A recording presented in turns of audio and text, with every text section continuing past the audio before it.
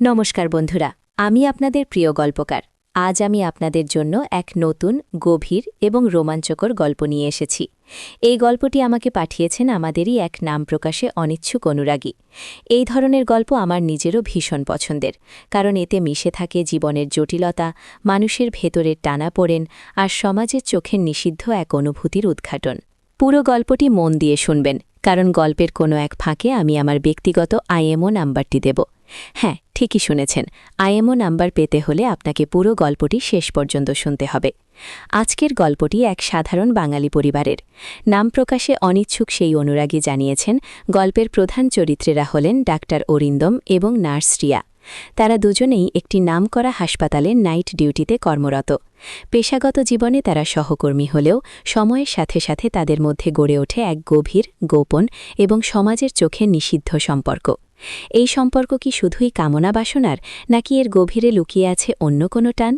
আসুন আমরা ডুব দিই তাদের সেই গোপন জগতে। গল্প শুরু হচ্ছে হাসপাতালের এক থমথমে রাতে। শীতের কামড় তখনও শহরকে পুরোপুরি কাবু করেনি, কিন্তু হাসপাতালের ভেতরের ঠান্ডা যেন আরও বেশি জমাট বাঁধা। রাত প্রায় 1:30। করিডোর জুড়ে নিস্তব্ধতা, কেবল মাঝে মাঝে যন্ত্রপাতির মৃদু শব্দ আর আয়াদের ফিসফিসানি। ডাক্তার অরিন্দম প্রায় 40-এর কাছাকাছি বয়স, চোখে মুখে এক গভীর পেশাদারি শান্তভাব। কিন্তু এই শান্তভাবের আড়ালে লুকিয়ে আছে এক অন্য অরিন্দম, যে নিজের আবেগ আর সমাজবদ্ধতার বেড়াজালে প্রতিনিয়ত যুদ্ধ করে চলেছে। অন্যদিকে নার্স রিয়া, বছর 30-এর এক অপরূপা তরুণী। তার শান্ত স্নিগ্ধ চেহারার আড়ালে বয়ে চলে এক প্রবল ঝড়। সে জানে তার কিছু অনুভূতি, কিছু ইচ্ছে সমাজের চোখে অন্যায়, কিন্তু মন কি আর সমাজের নিয়ম মানে? অরিন্দমের প্রতি তার এক গভীর টান, যা সে কিছুতেই দমন করতে পারে না। অরিন্দমও রিয়ার প্রতি আকৃষ্ট, কিন্তু সে জানে এই আকর্ষণ তাকে কোথায় নিয়ে যেতে পারে। তাদের সম্পর্কটা শুরু হয়েছিল নিছক পেশাদারি সৌজন্য দিয়ে, কিন্তু নাইট ডিউটির সেই একাকিত্ব, ভাগ করে নেওয়া ক্লান্তিকর রাতগুলো, একে অপরের প্রতি নির্ভরতা, এই সবই ধীরে ধীরে এক অন্যদিকে মোড় নিতে শুরু করে। রিয়ার মনে হতো ডাক্তার অরিন্দম যেন এক রহস্যময় জগৎ। তার চোখে মুখে সবসময় এক গভীর চিন্তা, যেন তিনি কিছু খুঁজছেন। রিয়া ভাবত, অরিন্দমের এই খোঁজা কি শুধুই পেশাদারি, নাকি এর আড়ালে আছে অন্য কোনো অতৃপ্তি? রিয়া নিজেও যে অরিন্দমের দুর্বলতা খুঁজত, এটা সে নিজেও জানত। কিন্তু তার সেই দুর্বলতা খোঁজার উদ্দেশ্য কী ছিল, তা রিয়া নিজেও হয়তো স্পষ্ট করে বুঝত না। হয়তো সে অরিন্দমের ভেতরে সেই অন্য অরিন্দমকে জানতে চাইত, যে সমাজের চোখে ভুল এক অনুভূতির জন্ম দিয়েছে। একদিন রাতে ডিউটি শেষে হাসপাতালের পেছনের বাগানে এসে দাঁড়াল রিয়া। চাঁদের আলো গাছের পাতার ফাঁক দিয়ে এসে পড়ছিল তার মুখে। তার মনে তখন কেবল অরিন্দমের চিন্তা। অরিন্দমের সাথে তার প্রথম দেখা হওয়ার দিনগুলো মনে পড়ে গেল। কেমনভাবে অরিন্দম তাকে সবসময় পেশাগত ব্যাপারে সাহায্য করত, তার ছোটখাটো ভুলগুলো ধরিয়ে দিত, কিন্তু কখনোই অপমান করত না, বরং শিখিয়ে দিত। সেই থেকেই রিয়া অরিন্দমের প্রতি এক বিশেষ সম্মান অনুভব করত। কিন্তু কখন যে সেই সম্মান এক অন্য অনুভূতির জন্ম দিয়েছিল, তা সে নিজেও টের পায়নি। অরিন্দমও সেই রাতে রিয়ার কথা ভাবছিল। তার নিজের স্ত্রী অনন্যা একজন সমাজসেবী। তাদের দাম্পত্য জীবন বাইরে থেকে দেখলে খুবই সুখী মনে হয়, কিন্তু অরিন্দম জানত এই সুখ এক মায়া। অনন্যার সাথে তার দূরত্ব এতটাই বেড়ে গেছে যে এখন তারা যেন ভিন্ন গ্রহের বাসিন্দা। এই শূন্যতা, এই একাকিত্ব তাকে গ্রাস করছিল। আর সেই সময়েই রিয়ার আগমন। রিয়ার চোখে মুখে এক সরলতা, এক মায়া, যা অরিন্দমকে ভেতর থেকে নাড়া দিত। রিয়ার সান্নিধ্য তাকে এক অন্য জগতে নিয়ে যেত, যেখানে সামাজিক নিয়ম, সমাজের ভয়, এ সব কিছুর কোনো মূল্য ছিল না। একদিন এক গভীর রাতে হাসপাতালের একটি রোগীর অবস্থা খুব খারাপ হলো। সেই মুহূর্তে অরিন্দম আর রিয়া ছাড়া আর কেউ ছিল না। তারা দুজনে মিলে নিপুণ হাতে রোগীকে বাঁচাল। সেই সাফল্যের আনন্দ, সেই ভাগ করে নেওয়া উত্তেজনা, একে অপরের প্রতি বিশ্বাস, এ সব কিছুর মধ্যে এক নতুন বন্ধন তৈরি হল। অপারেশন শেষে যখন রোগীর প্রাণ ফিরে এলো, অরিন্দম রিয়ার দিকে তাকাল। সেই দৃষ্টিতে কেবল পেশাদারি সম্পর্ক ছিল না, ছিল এক গভীর কৃতজ্ঞতা, এক অন্যরকম টান। রিয়াও সেই দৃষ্টিতে খুঁজে পেল তার কাঙ্ক্ষিত উত্তর। সেই রাতে হাসপাতালের এক নিরিবিলি কোণে, যেখানে কেউ তাদের দেখতে পাবে না, অরিন্দম রিয়ার হাত ধরল। রিয়ার হাত কাঁপছিল, তার হৃৎপিণ্ড ধুকপুক করছিল দ্রুতলয়ে। অরিন্দমের স্পর্শে তার সারা শরীরে এক বিদ্যুতের স্রোত বয়ে গেল। অরিন্দম ফিসফিস করে বলল, রিয়া, আমি আর পারছি না। এই টান, এই আকর্ষণ আমি আর চেকে রাখতে পারছি না। রিয়া অরিন্দমের চোখে চোখ রাখল। তার চোখে জল।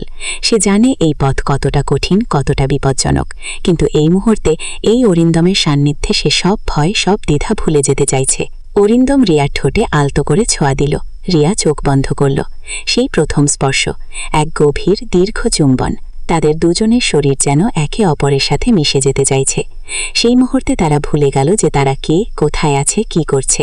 কেবল রইল দুটি শরীর, দুটি মন, যারা এক নিষিদ্ধ অনুভূতির আড়ালে একে অপরকে খুঁজে পেয়েছে।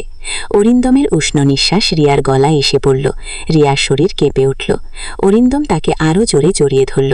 তার মনে হলো এই রিয়াকেই সে এতদিন খুঁজছিল। কিন্তু এই নিষিদ্ধ অনুভূতির মধ্যে মিশে রইল এক তীব্র ভয়। যদি কেউ দেখে ফেলে, যদি এই খবর ছড়িয়ে পড়ে, তাহলে তাদের পেশা, তাদের সম্মান, তাদের জীবন সব শেষ হয়ে যাবে। রিয়া অরিন্দমের বুকে মুখ লুকালো। সে বলল, অরিন্দম, আমরা কি করছি? এটা ঠিক নয়।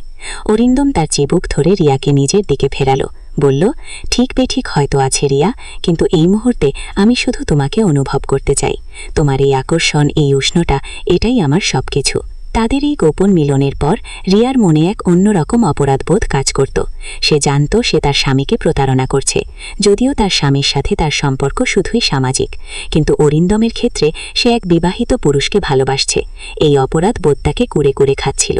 কিন্তু যখনই সে অরিন্দমের মুখ দেখত, যখনই সে অরিন্দমের সান্নিধ্য পেত, তখন সব অপরাধবোধ, সব ভয় উধাও হয়ে যেত। অরিন্দমের সান্নিধ্যে সে এক অন্য জগতে পৌঁছে যেত, যেখানে সে নিজেকে সম্পূর্ণভাবে খুঁজে পেত। অরিন্দমও নিজের মধ্যে এক তীব্র দ্বন্দ্ব অনুভব করত। একদিকে তার স্ত্রী, তার পরিবার, সমাজের চোখে তার সম্মান; অন্যদিকে রিয়া, তার ভেতরে শূন্যতা পূরণের একমাত্র আশ্রয়।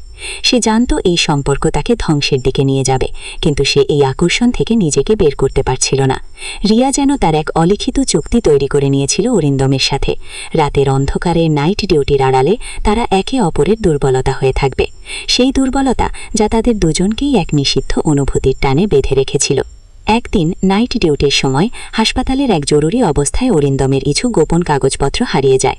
সেই কাগজপত্রে এমন কিছু তথ্য ছিল যা ফাঁস হয়ে গেলে অরিন্দমের পেশাগত জীবন বিপন্ন হতে পারত। অরিন্দম ভীষণ চিন্তিত হয়ে পড়ে।